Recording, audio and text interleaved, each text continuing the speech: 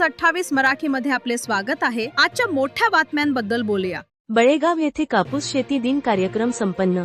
वैजापूर तालुक्यातील बळेगाव येथे कृषी विज्ञान केंद्र गांधेली आणि केंद्रीय कापूस संशोधन संस्था नागपूर यांच्या मार्गदर्शनाखाली सुरू असलेल्या विशेष कापूस प्रकल्पांतर्गत कपाशी पाहणी कार्यक्रम आणि शेती दिन कार्यक्रम आयोजित करण्यात आला होता। या कार्यक्रमाच्या माध्यमातून शेतकऱ्यांना कमी अंतरावरील कपाशी लागवड, सघन लागवड पद्धत, दादालाट तंत्रज्ञान त्याचबरोबर कापणी प्रयोगाबद्दल मार्गदर्शन करण्यात आले। यावेळी कृषी विज्ञान केंद्राचे प्रमुख तथा वरिष्ठ शास्त्रज्ञ श्री काकासाहेब सुकासे यांनी कापूस लागवड तंत्रज्ञान आणि कीड नियंत्रणासाठी योग्य उपाययोजना तर मृदाशास्त्र विभाग प्रमुख श्री स्वप्नील वाघ यांनी माती परीक्षणाचे उत्पादनातील महत्त्व आणि खत व्यवस्थापन यावर सखोल मार्गदर्शन केले। सोनेरी कापसाचा प्लॉट, गोदावरी तुरीचा प्लॉट व कपाशीची घनदाट लागवड येथे प्रक्षेत्र भेट देऊन त्या पिकावरील कीड व रोगाबद्दल माहिती शेतकऱ्यांना दिली। कार्यक्रमाचे सूत्रसंचालन श्री विष्णू गायकवाड यांनी केले तर श्री अनिल सूर्यवंशी यांनी आभार मानले।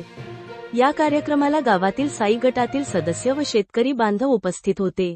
इंडिया न्यूज 28 वैजापूर तालुका प्रतिनिधी अनिल शांताराम सूर्यवंशी।